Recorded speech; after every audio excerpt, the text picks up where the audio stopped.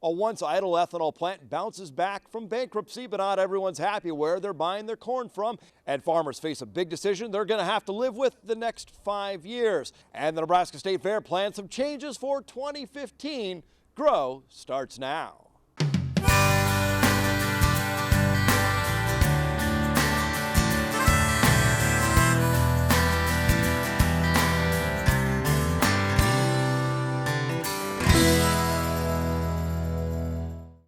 Our top story tonight, once idle ethanol plants are back in business, but doing it without the co-op next door. The head of Aventine Renewable Energy spoke to Biofuels Digest. Mark Beamer said Aventine has paid down more than $80 million in debt and is spending millions on its plants. They are adding corn storage to a pair of ethanol plants in Aurora and also adding rail service from BNSF, saying, quote, eliminating any reliance on Aurora Co-op, end quote. Aurora Co-op says it has a contract with Aventine to supply grain. The co-op's CEO has repeatedly told NTV the co-op will hold Aventine accountable to make good on the deal that should benefit the co-op's farmers. Aventine CEO, though, told NTV this summer they will buy that corn locally. Farmers face a multiple choice question where the answer may not be known for another 5 years. We're talking, of course, about the new safety net programs under the new Farm Bill. Here's more. Crop insurance works. Crop insurance protects farmers from disaster, but some say it also means farmers have some skin in the game, something that may not have always been the case when they could rely on government payments. But that money's gone, and farmers must choose between one of two safety nets to supplement that crop insurance. Well, this new Farm Bill presents multiple opportunities for producers, multiple choices. That also means very complex decisions ahead. Fundamentally, it's a choice between a price-based safety net and a revenue-based safety net. Experts say farmers don't need to rush into a decision, even as sign-up begins next week. But that sign-up runs through next February and March, so there's time to study it. Under the ARC program, farmers will get help when revenue falls short, and PLC pays when market prices are low. Is one clearly better than the other? Experts say no. You have to sit down. It's an individual situation, and it's a by farm situation, and so a lot of it is just going to be taking the time to go through the tools and sit down with their FSA office and figure it out. Agricultural economist Brad Lubin says it's complex, and low crop prices complicate things, especially since there are no do-overs. It's a one-time decision now, but it's a decision that you'll live with through the end of this Farm Bill in 2018. So it's not just what do you think is going to work best for this crop year, it's which one protects me most, thinking about where I think crop prices are going. Here now is a look at crop progress across the state. The USDA reports warm conditions coupled with limited rainfall made for excellent harvest. Sugar beet harvest wrapping up in western counties, fall tillage and fertilizer applications underway, cattle being moved to available stock fields. And the field crop reports show corn harvested 79%, right about average. Pasture and range conditions rated 32% fair and 51% good. The crop production report is out as well. Based on November 1st conditions, Nebraska's 2014 corn crop is forecast at 1.58 billion bushels. That's down 2% from last year's record high. Acreage harvested for grain is down 8% from a year ago. Average yield is forecast at a record 181 bushels per acre, up 11 bushels from last year. Soybean production in Nebraska is forecast at a record high 289 million bushels, 13% up from last year. The area for that soybean harvest at a record high 5.35 million acres, up 12% from 2013. Yield forecast at 54 bushels an acre. And in Kansas, planting wraps up on the wheat crop. The latest update says 96% of the Kansas wheat crop has been seeded, about 88% emerged. Fall harvest is also nearing an end, with 92% of the corn in the state now harvested. About 84% of the soybean crop in Kansas has been cut. And a government estimate of crop production shows Kansas farmers are bringing in bountiful harvests of corn, sorghum, and soybeans. The Kansas corn crop is 581 million bushels, 14% more than a year ago. Kansas farmers getting a record average of 157 bushels of corn per acre. A proposed wind farm is creating some excitement and controversy in Webster County. NTV's Megan Johnson has our reports.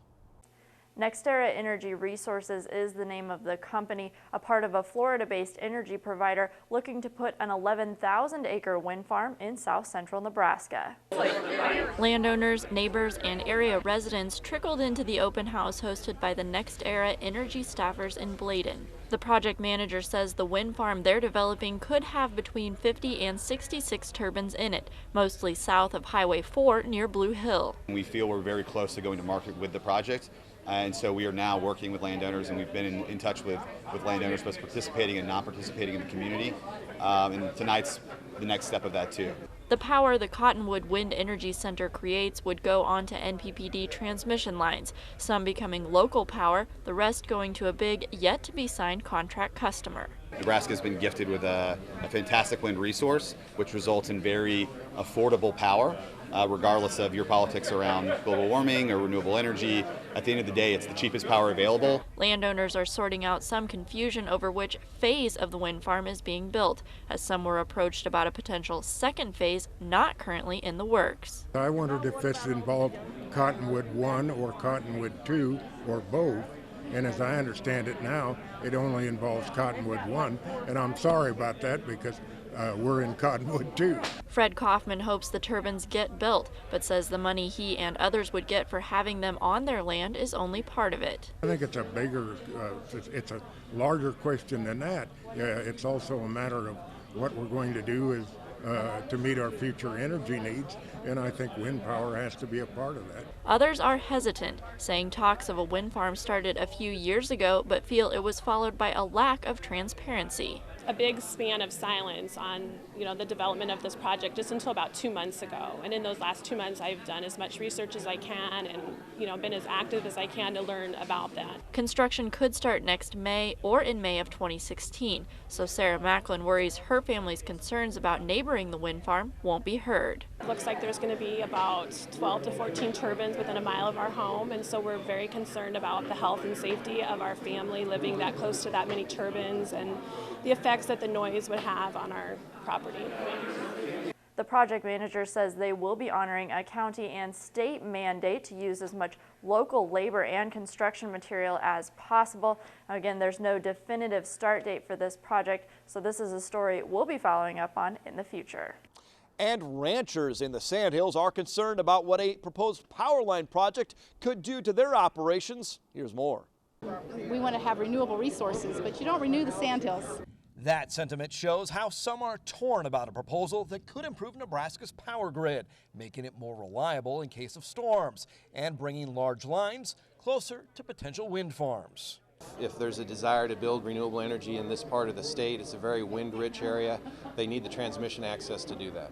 Those who support green energy say that infrastructure is needed, but they don't like the route. And neither do landowners. And so I'm just passionate about the fact that they need to protect the Sandhills. Why would Nebraskans want to risk losing the one treasure that we have that no other state in the nation has? The R project, as it's known, would travel through 11 counties. No one would be forced to sell their land, but allow NPPD to use a 200-foot strip, a strip 220 miles long. And it's really important for us to get as much public input as possible as we look for a route that minimizes impact to landowners. At this public hearing in Burwell, NPPD officials explained they would use helicopters in areas to minimize truck travel, and they're working with experts to protect the Sandhills. They also have to get the okay from the Federal Fish and Wildlife Service. We have to develop a habitat conservation plan so we can show how we're going to mitigate and manage any potential impacts to the beetles. NPPD has received 2,000 comments, which they hope to review in the next 30 days before finalizing the route. It's one last chance for those like Amy Balla to make their case. Kind of show ideas. We're not just trying to argue. We really want them to think about, looking at places where the ground's already been disturbed. Research is set to see what can be done about a new influenza affecting cows and pigs.